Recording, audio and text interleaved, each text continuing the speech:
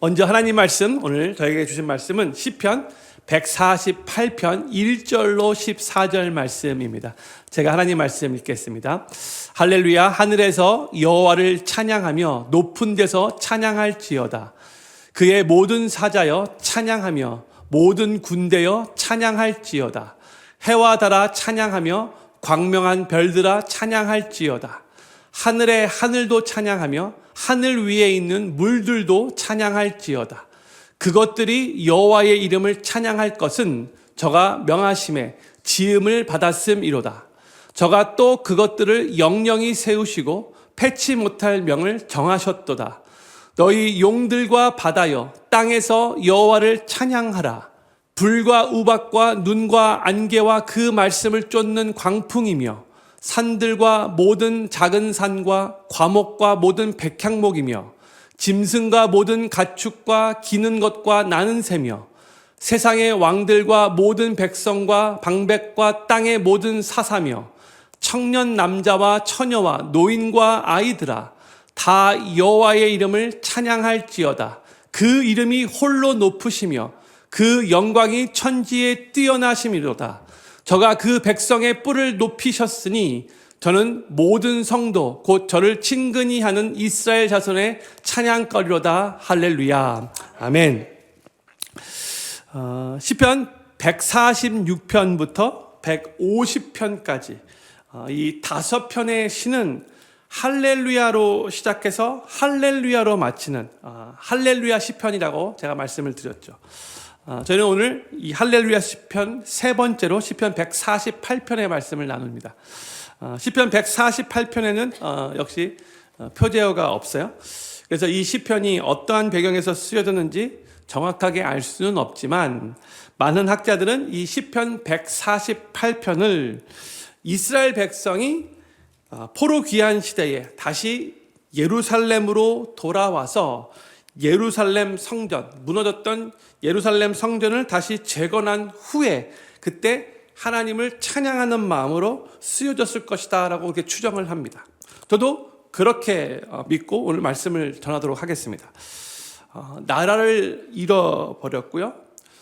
고향 땅을 떠났었어요. 그리고 낯선 곳 포로지, 그 바벨론에서 수십 년을 살다가 많은 사람들은 죽고 새롭게 태어난 2세가 될 수 있고 또 오랫동안 계속해서 생존했던 이 이스라엘 백성들이 다시 이 예루살렘으로 돌아와서 무너졌던 그 성전을 다시 함께 세우면서 이 이스라엘의 신앙 공동체가 정말로 하나님을 찬양하는 마음으로 하나님께 찬양을 돌려야 함을 선포하면서 이 시를 썼다라고 생각하시면 더 큰 은혜와 도전이 있을 겁니다.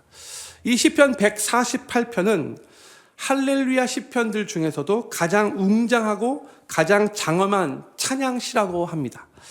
하늘에서 땅까지 또 천사들로부터 온 피조물에 이르기까지 모든 만물이 다 하나님을 찬양하라고 선포하는 시편입니다. 이 시편을 읽으면 마치 온 우주가 하나의 대합창단이 되어서 하나님 앞에서 장엄하게 하나님을 찬양하는 광경을 우리가 머릿속으로 그려볼 수 있어요. 마치 요한계시록의 그 환상 가운데 있는 바로 그러한 찬양의 광경을. 저는 오늘 이 시편 148편을 네 단락으로, 핵심 주제인 네 단락으로 나누어서 왜 온 피조물이 하나님을 찬양해야 하는지 그 이유와 그 의미를 함께 살펴보면서 은혜를 나누고 싶습니다. 먼저 우리 1절부터 4절까지 좀 긴 듯하지만 그래도 천천히 우리 하나님 말씀 같이 읽기를 원합니다. 시작. 할렐루야. 하늘에서 여호와를 찬양하며 높은 데서 찬양할지어다. 그의 모든 천사여 찬양하며 모든 군대여 찬양할지어다. 해와 달아 찬양하며 광명한 별들아 찬양할지어다. 하늘의 하늘도 찬양하며 하늘 위에 있는 물들도 찬양할지어다. 아멘. 다시 1절을 비춰주세요. 이 시편 저자는 이제 1절에서 할렐루야를 외치죠. 할렐루야 시편이라고 그랬죠. 할렐루야를 외친 다음에 그 찬양의 시선을 지금 하늘로 향하고 있어요. 하늘에서 여호와를 찬양하며 높은 데서 찬양할지어다 선포하고 있죠. 이것은 단순한 권면이 아닙니다. 온 하늘을 향해 울려 퍼지는 웅장한 선포입니다. 1절에서 하늘을 향해 하나님을 찬양할 것을 선포한 이 시편 저자는 이제 2절에서 4절까지 해서 마치 한 사람씩 한 사람씩 이름을 불러 세우듯이 하늘에 속해 있는 존재들을 하나하나 호명하면서 하나님을 찬양할지어다 선포하고 있어요. 2절 말씀 보세요. 천사들, 또 하늘의 군대, 3절에서는 해, 달, 별들, 4절에서는 하늘의 하늘, 하늘 위에 있는 물들, 이 모든 존재들을 향하여 시편 저자가 선포를 하고 있는 거죠. 너희들 모두 다 하나님을 찬양할지어다 선포하고 있는 거예요. 성도님들, 이 말씀이 우리에게 무엇을 가르쳐 주고 있는 걸까요? 하나님을 향한 찬양은요, 지구 위 어느 한 구석에서 어느 특별한 사람들에 의해서만 드려지는 일이 아니라는 거죠. 하느님을 향한 이 찬양은요, 온 우주적인 사건입니다. 우리가 알던 모르던 하나님을 향해 온 피조물들이 다 하나님을 찬양하고 있고요. 하나님을 찬양하도록 지음을 받았다는 것을 우리가 기억해야 돼요.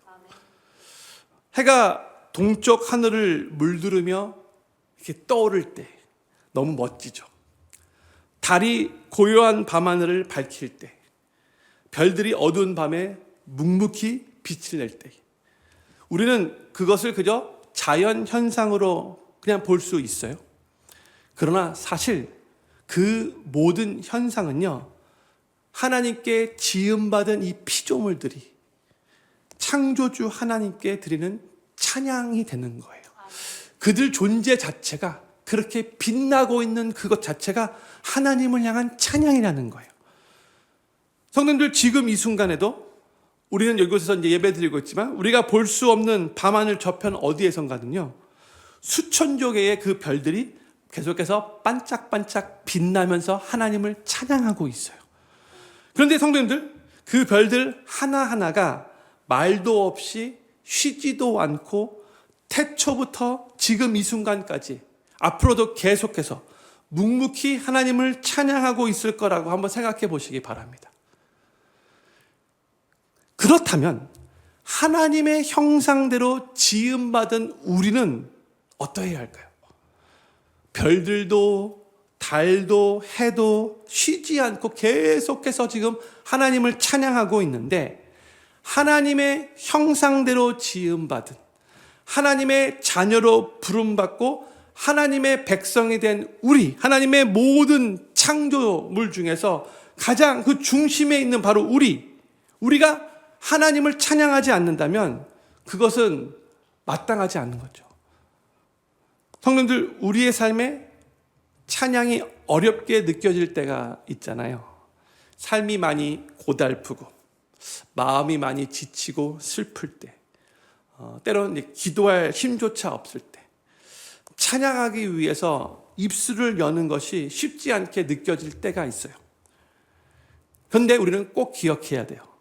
오늘 말씀을 기억하면서 해는 빛나는 것을 멈추지 않고, 달은 어두운 밤이라도 계속해서 사라지지 않고 거기에 존재하고 있고, 별들은 구름이 하늘을 덮어도 그 자리를 떠나지 않고 계속해서 그곳에서 하나님을 찬양하고 있듯이, 하나님을 향한 찬양은 우리의 상황에 따라 하면 좋고 안 해도 괜찮은 것이 아니라는 거예요. 찬양은 우리 하나님이 어떤 분이신지를 올바르게 아는 하나님의 백성들의 당연한 반응이고, 하나님의 백성인 우리가 날마다 쉬지 않고 하나님을 찬양하는 게 합당한 거예요.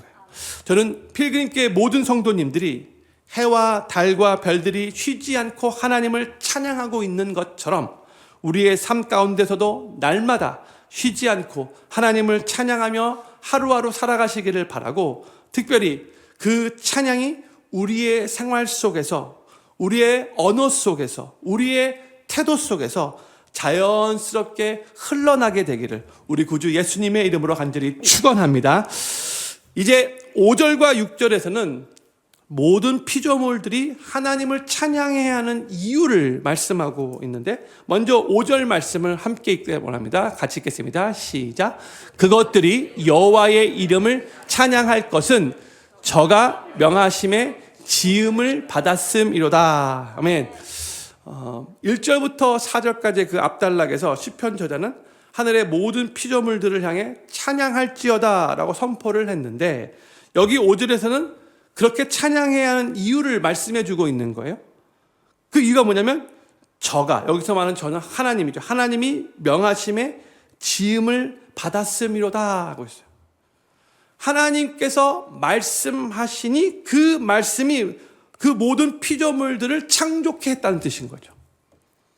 창세기 1장을 보면 하나님이 가라사대 빛이 있으라 하시니 빛이 있었고, 궁창이 있으라 하시니 궁창이 있었는 거죠. 하나님의 말씀 한마디가 아무것도 없던 그 텅 빈 공간에서, 그 emptiness에서 하나님의 말씀을 통해서 만물이 존재케 됐던 거죠. 말씀으로 그렇게 창조를 받은 거예요. 별도, 해도, 달도, 하늘도, 물도, 그 어느 것 하나도 스스로 존재하게 된 것이 없는 거죠. 모두 다 하나님의 말씀으로 창조되어 존재하게 되었다는 거예요. 그렇기 때문에 모든 피조물들은 피조물로서 창조주 하나님을 찬양해야 한다는 거예요. 이게 5절 말씀의 핵심 내용이죠. 우리가 지금 존재하고 있는 것 자체가 이미 하나님의 은혜예요. 우리가 오늘 아침에 눈을 뜨고 숨을 쉬고 또 음식을 섭취하고 또 이렇게 운전해서 또 교회까지 오고, 그래서 이 자리에 앉아서 하나님께 찬양 드리고 말씀 듣고 있는 이 자체가 다 하나님의 창조하심에서 비롯된 것이기 때문에, 이것이 다 하나님께서 우리에게 창조를 허락해 주셨고 그 하나님의 창조의 역사 가운데 지금 우리도 살아가고 있기 때문에 이것이 다 하나님의 은혜라는 거죠.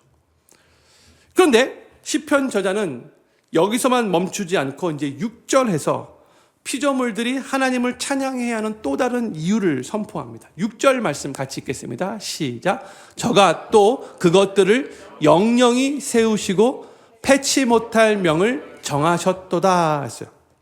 하나님은 창조물을 창조하시고 그냥 놔두신 것이 아니라는 거죠. 그것들을 영영히 세우시고 패치 못할 명을 정하셨다, 이렇게 말씀하고 있어요. 이게 무슨 의미인가? 하나님께서 온 우주 만물을 창조하신 후에 그 질서를 친히 유지하시고 보존하시고 다스리시는 법칙을 정하셨다는 그런 의미인 거죠. 해가 매일 아침에 정확하게 떠오르는 것도, 봄, 여름, 가을, 겨울 이 계절들이 한 번도 순서도 바뀌지 않고 그대로 돌아오는 것도, 달이 정해진 주기대로 지구를 도는 것도, 이게 다 우연이 아니라 모두가 다 하나님께서 정하신 그 법칙 안에 하나님의 섭리 가운데 질서 있게 움직이고 있다는 거예요. 하나님이 모든 것을 주관하고 계신다는 거죠. 우리는 대부분의 때에 무심코 당연하게 여기면서 지나가는데, 조금만 깊이 생각해 보면 참 놀라운 일들이 너무나 많이 있어요. 수천 년 전이나 오늘이나 해는 변함없이 동쪽에서 떠서 서쪽으로 지죠. 수천 년 전이나 오늘이나 조그만 씨앗인데도 땅에 심으면 변함없이 싹이 트고 열매를 맺어요. 그 조그만 씨앗 안에 생명이 담겨져 있기 때문에 그런 거예요. 한번 가보세요. 요만한 정말 깨알만 그런 씨앗에 거기에 생명이 담겨져 있는 거예요. 수천 년 전이나 오늘이나 변함없이 다른 정해진 주기대로 초승달이 점점점 보름달이 되고, 보름달은 또 점점점 금운달이 돼서 또 그 리듬 가운데 계속해서 단 하루도 어긋나지 않고 계속해서 정해진 주기대로 계속해서 초승달, 보름달, 금음달 또 계속해서 그렇게 돌아가는 거예요. 하나님의 섭리예요. 그러니까 이 변함없는 자연의 법칙 뒤에 변함없으신 신실하신 하나님이 계신다는 것을 우리가 볼 수 있어야 돼요. 하나님의 하시고 계시는 거예요. 또한 천문학자들에게 이렇게 물어보면 그 지구의 자전축은 정확히 23.5도로 기울어져 있다고 해요. 아셨나요? 23.5도? 근데 이 23.5도 기울기 덕분에 우리는 지금 사계절을 누리고 온 땅이 골고루 햇볕을 받으면서 생명이 숨쉴 수 있는 기후가 유지된다라고 해요. 그런데 만약에 이 기울기가 0.1도만 더 기울어지던가 덜 기울어진다면 지금 우리가 누리고 있는 이 기후는 지금과는 완전 다른 엄청나게 춥거나 엄청나게 덥거나 완전 극단적인 환경에 대해서 생명체가 살아가기 힘들어진다고 해요. 그러니까 하나님께서 이 지구의 23.5도 이 각도까지도 정확하게 붙들고 계시는 거예요. 창세부터 지금까지 계속해서 그 세밀한 손길 뒤에 온 우주를 다스리시는 하나님이 계시는 거죠. 성도님들 예전에 이런 꽁트 유머 들어보셨을 거예요. 선생님이 교실에서 지구본을 가리키며 한 학생에게 물어봐요. 왜 이 지구본은 이렇게 기울어졌지? 그랬더니 한 학생이 뭐라고 대답해요? 제가 안 그랬는데요. 그렇게 대답해요. 성도님들 누군가 우리에게 왜 지구는 23.5도 기울어졌나요? 라고 질문할 때 제가 안 그랬는데 이렇게 말하시면 안 돼요. 뭐라고 답변해야 돼요? 네? 하나님이 그 각도까지도 섭리 가운데 붙들고 계신 겁니다. 이렇게 선포하셔야 되는 거예요. 온 우주를 창조하시고 23.5도라는 그 정밀한 각도까지 친히 붙들고 계시는 분이 바로 우리가 믿고 섬기는 우리 하나님이시라는 거죠. 근데 성도님들 오늘 이 6절 말씀이 우리에게 또 전해주는 위로가 있어요. 하나님은 우리를 창조하고 그 다음에 그냥 잊으시는 분이 아니세요. 하나님은 우리를 창조하신 후에 그냥 내버려 두지 않고요. 해와 달과 별들을 영영히 붙들어 운행하시는 그 하나님이 지금 이 순간에도 우리 각 사람 한 명 한 명의 삶을 붙들고 계심을 믿으시기 바랍니다. 이게 우리 하나님이에요. 우리의 호흡 하나하나를 하나님이 보존하시고 우리의 걸음 하나하나를 하나님이 이끄시며 우리가 인식하지 못하는 바로 그 순간에도 우리를 지키시고 붙드시는 분이 바로 우리 하나님이십니다. 우리가 오늘 이 자리에서 함께 예배 드릴 수 있다는 것, 말씀을 듣고 찬양하고 함께 기도할 수 있다는 것, 이게 당연한 일처럼 그렇게 느껴지지만 사실은 하나도 당연한 것이 아니에요. 이 모든 것이 우리를 영영히 붙들어 주시는 하나님의 은혜인 거예요. 저는 필그림교회 모든 성도님들이 우리를 창조하시고 오늘도 변함없이 우리의 삶을 보존하시며 영영히 붙들어 주시는 하나님의 그 신실하심을 날마다 새롭게 경험하시기를 바라고 그 감사함으로 더욱 깊이 하나님을 찬양하며 하루하루 살아가시게 되기를 우리 구주 예수님의 이름으로 간절히 축원합니다. 이제 오늘 본문 말씀의 세 번째 단락인 7절부터 12절 말씀을 읽겠어요. 근데 좀 길지만 그래도 한 구절 한 구절이 짧아서 또 금방 읽을 겁니다. 같이 한번 천천히 또 읽겠습니다. 시작. 너희 용들과 바다여 땅에서 여호와를 찬양하라. 불과 우박과 눈과 안개와 그 말씀을 쫓는 광풍이며 산들과 모든 작은 산과 과목과 모든 백향목이며 짐승과 모든 육축과 기는 것과 나는 새며 세상의 왕들과 모든 백성들과 방백과 땅의 모든 사사들이며 총각과 처녀와 노인과 아이들아. 다시 7절 말씀 비쳤어요. 이 첫 번째 단락에서 시편 저자가 그러니까 1절부터 4절까지에서는 시편 저자가 하늘을 향해서 찬양할지어다라고 외쳤다면 이제 7절부터 12절까지에서는 이 땅에 있는 존재들을 향하여 찬양하라라고 지금 외치고 있는 거예요. 근데 이 단락에서 먼저 눈에 띄는 것은 제가 다 이렇게 밑줄을 치고 빨간 색깔로 이렇게 바꿔놨는데, 하나님을 찬양하도록 부름받은 존재들의 다양성이죠. 그렇죠? 7절을 보면 여기서 용들과 바다에게 여호와를 찬양하라라고 선포하고 있어요. 8절에서는 불, 우박, 눈, 안개, 광풍에게 하나님을 찬양하라라고 선포하고 있어요. 근데 이런 것들은 우리에게 친근한 것들이 아니죠. 그렇죠? 폭풍우가 몰아칠 때에, 우박이 막 쏟아질 때에, 막 거친 파도가 일어날 때에 우리는 그 자연현상 앞에서 한없이 작아지고 두려움을 느낄 때가 많아요. 그러면서 그 앞에서 나는 아무것도 할 수 없는 연약한 존재이구나, 이렇게 실감하게 되죠. 그런데 지금 시편 저자는 바로 우리를 두렵게 만드는 그런 자연현상을 일으키는 그런 것들을 향해서도 외치고 있는 거예요. 너희도 여호와 하나님을 찬양하라, 선포하고 있는 거예요. 특히 8절에서 광풍을 묘사하는 표현에 우리가 좀 주목을 하고 싶어요. 그냥 광풍이라고 말하지 않고요, 그 말씀을 쫓는 광풍이며, 그렇게 말하고 있어요.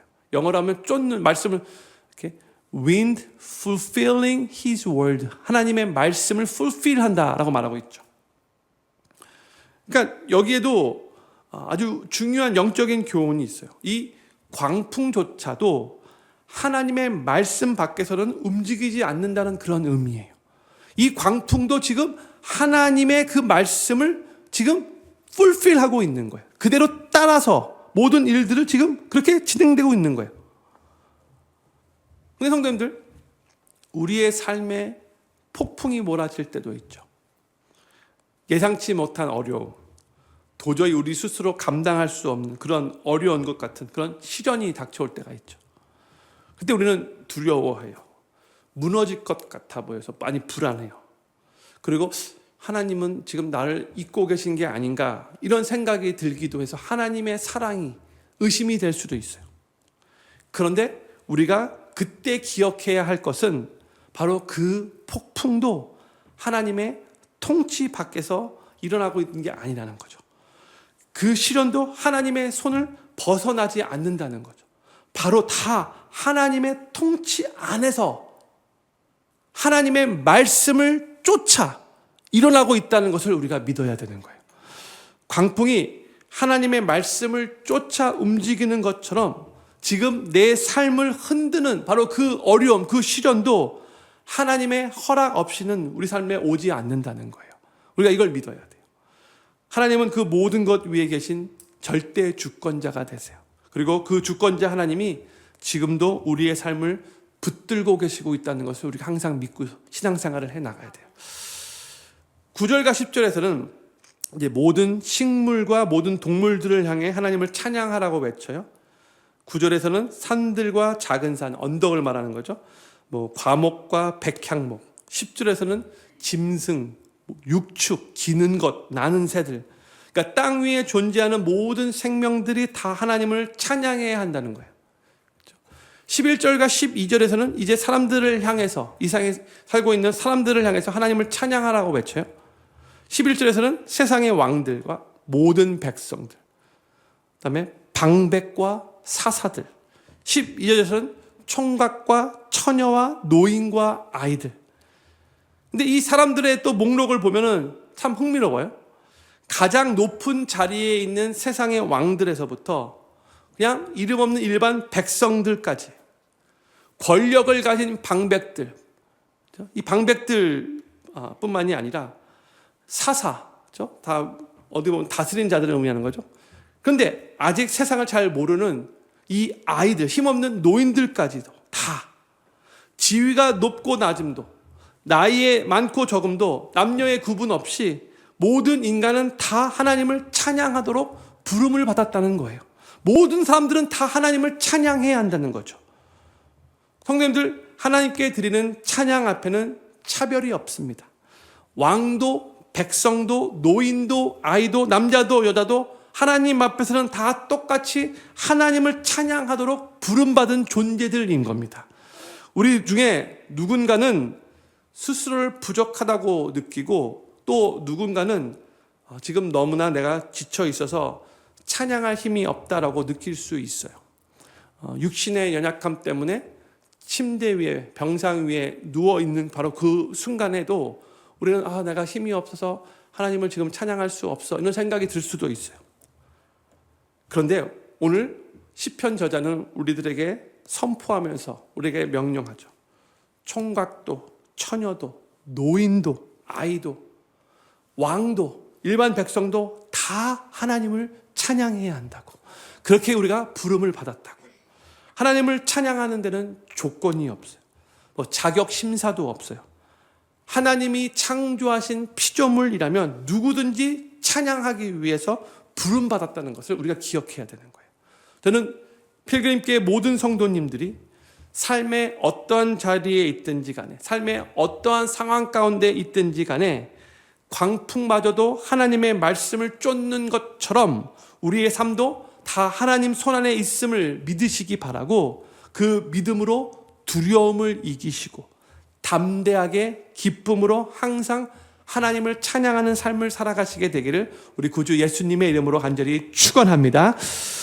이제 마지막 두 구절인 13절과 14절, 이 두 구절이 오늘 저희가 나누고 있는 시편 148편의 클라이맥스라고 할 수 있는데, 먼저 13절 말씀을 같이 읽기 원합니다. 시작. 다 여호와의 이름을 찬양할지어다. 그 이름이 홀로 높으시며 그 영광이 천지에 뛰어나심이로다. 아멘. 이 13절에서 시편 저자는 모든 찬양의 최종 이유를 선언하고 있어요. 그 이름이, 하나님의 이름이 홀로 높으시고 하나님의 영광이 천지에 뛰어나기 때문이다. 하늘도 땅도 모든 피조물이 다 항상 언제나 하나님을 찬양해야 하는데, 그 이유는 하나님의 이름만이 홀로 높으시기 때문이라는 거예요. 여기서 홀로라는 단어를 우리가 주목해야 돼요. 천사보다도 태양보다도 세상의 그 어떤 왕보다도 그 어떤 위대한 존재보다도 오직 하나님만이 홀로 높으시다는 거죠. 이 세상에는 사람들이 위대하게 여기는 것들이 많이 있어요. 사실 위대한 게 아닌데 사람들이 그렇게 위대하게 여기는 거예요. 사람들이 은근히 높이고 찬양하며 우러러보는 것들이 아무리 많이 있다 할지라도 그 어떤 것도 하나님보다는 위대할 수 없는 거죠. 그 어떤 것도 우리의 찬양의 대상이 될 수가 없는 거죠. 하나님의 영광은 온 우주 만물 천지에 뛰어나기 때문에 온 우주 어디에도 하나님의 영광과 견줄 수 있는 존재가 없어요. 그래서 그 영광이 천지에 뛰어나심이로다 선포하고 있는 거예요. 그런데 우리는 하나님의 영광보다 더 뛰어난 게 없는데도 다른 것을 하나님의 영광보다 더 뛰어난 것 같이 착각하면서 살아갈 때가 있어요. 바로 그러한 삶을 살 때 우리 삶이 비참해지는 거예요. 온 우주 어디에도 하나님의 영광과 견줄 수 있는 존재는 아무것도 없어요. 세상의 그 어떤 위대한 존재보다 하나님만이 홀로 높으신 거예요. 하나님의 영광이 홀로 뛰어나신 거예요. 그런데 성도님들, 바로 이 하나님께서 오늘 본문 맨 마지막 구절인 14절에서 놀라운 일을 행하셨다라고 선포하면서 이 시를 마무리하고 있어요. 14절 말씀 같이 읽겠습니다. 시작.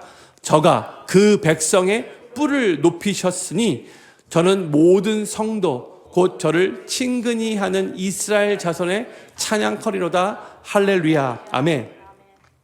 여기에 보면 하나님이 자기 백성의 뿔을 높이셨다라고 말씀하고 계시죠. 이게 무슨 의미인가? 뿔 화날 때 뿔 났어? 보통 그렇게 말하는데 뿔을 높이셨다는 게 뭘 의미하는 거냐?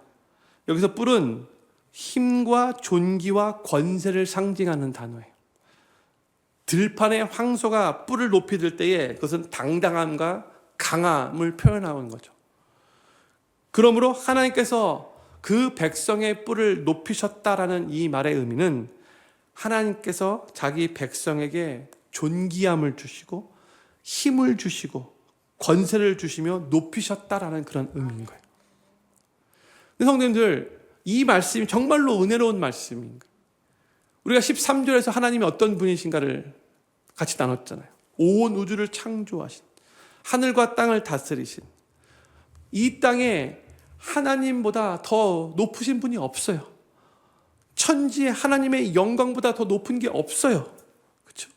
홀로 높으신 바로 그 하나님께서 바로 하나님의 백성을 존귀하게 하시고 힘을 주시고 권세를 주시며 높이셨다는 거예요. 그런데 그 성도들이 바로 우리 하나님의 백성인 우리인 거죠. 예수님을 삶의 구세주로 영접하고 하나님의 자녀가 된 우리가 이 14절 표현 그대로 하면 하나님께 가까이 하는 바로 그 백성인 우리가 바로 그 위대하신 하나님께로부터 그렇게 존귀케 여겨지며 높임받은 존재가 됐다는 거예요. 세상이 우리를 때로는 하찮게 볼 때가 있죠. 우리가 처해 있는 환경이 우리를 막 짓누를 때가 있죠. 그리고 실패와 상처로 인해서 우리가 스스로를 아주 낮게 여길 때도 있죠. 누군가가 우리를 좀 하찮게 여기고 낮게 여기면 되게 기분 나빠하면서도 그런데도 희한하게 또 우리가 우리 스스로를 바라볼 때 아주 열등감을 느끼며 낮게 느낄 때가 많아요. 그렇죠? 그런데 그럴 때에도 우리가 항상 오늘 본문 이 14절 말씀을 기억해야 돼요. 우리 하나님께서 우리를 높이셨어요. 높이셨어요. 세상이 어떻게 평가하든지 우리가 우리 스스로를 어떻게 보든지 온 우주 만물을 창조하신 그 위대하고 크신 하나님께서 우리를 하나님의 백성으로 삼으시고 우리의 뿔을 높이셨다는 이 진리를 우리가 항상 마음에 품고 있어야 되는 거예요. 그러므로 이 시편의 마지막에 어떻게 이 시가 끝나고 있냐면 다시 하나님을 찬양하라는 할렐루야로 끝나고 있는 거예요. 여호와를 찬양하라. 그렇죠? 하늘도 땅도 천사도 별도 광풍도 짐승도 왕도 백성도 온 피조물이 하나님을 찬양하는 그 거대한 우주적 합창 속에서 가장 중심에 가장 어떻게 보면 영광스러운 자리에 하나님께서 친히 높여주신 하나님의 백성인 우리가 서 있어요. 그리고 우리도 바로 이 하나님을, 우리를 그렇게 높여주신 그 하나님을 마음과 뜻과 정성을 다하여 그들과 함께 다 찬양을 하나님 앞에 올려드려야 하는 것이죠. 우리의 찬양은 하기 싫은데 억지로 드리는 것이 되어서는 안 돼요. 기도해야 돼요. 내가 하나님을 찬양할 때마다 억지로 찬양하지 않고 자원하는 마음으로 기쁨으로 찬양하게 해달라고, 그런 샘솟는 그런 찬양이 우리의 심령에서부터 흘러넘치게 해달라고 기도하셔야 돼요. 우리를 지으시고 여전히 섭리 가운데 보존하시고 우리를 존귀하게 높이시고 또한 우리 하나님께 가까이 두신 바로 그 하나님의 은혜를 생각하면서 감사하고 감격하면서 우리 심령 가운데 터져나오는 찬양을 하나님 앞에 올려드리게 해달라고 기도하셔야 돼요. 그게 우리의 하나님 백성의 합당한 모습이에요. 저는 필그림교회 모든 성도님들이 세상의 그 어떤 존재보다 위대하신 온 우주 만물의 창조주 그 하나님께서 우리를 하나님의 백성 삼으시고 우리의 뿔을 높이셨다는 그 놀라운 은혜를 가슴 깊이 감사함으로 붙드시기를 바라고 그 은혜의 날마다 새롭게 감격하시면서 온 마음으로 자원하는 마음으로 기쁨으로 하나님을 찬양하는 삶을 살아가시게 되기를 우리 구주 예수님의 이름으로 간절히 축원합니다. 기도 제목 4가지 읽고 기도하는 시간 갖도록 하겠습니다. 첫 번째 기도 제목입니다. 해와 달과 별들이 쉬지 않고 하나님을 찬양하는 것처럼 우리도 날마다 삶 가운데서 하나님을 찬양하게 하소서. 그 찬양이 우리의 말과 태도와 생활 속에서 자연스럽게 흘러넘치는 은혜를 경험하게 하소서. 두 번째, 나를 창조하시고 오늘도 변함없이 내 삶을 보존하시며 영영이 붙들어 주시는 하나님의 신실하심을 날마다 새롭게 경험하게 하소서. 그 감사함으로 더욱 깊이 하나님을 찬양하며 살아가게 하소서. 세 번째로 삶의 폭풍이 몰아칠 때에도 그 폭풍조차 하나님의 말씀을 쫓는 것임을 믿게 하소서. 우리의 삶이 하나님의 손안에 있음을 믿는 믿음으로 담대하게 또한 기쁨으로 하나님을 찬양하게 하소서. 마지막 네 번째, 온 우주의 창조주 하나님께서 우리를 하나님의 백성 삼으시고 뿔을 높여주셨다는 놀라운 은혜를 가슴 깊이 붙들게 하소서.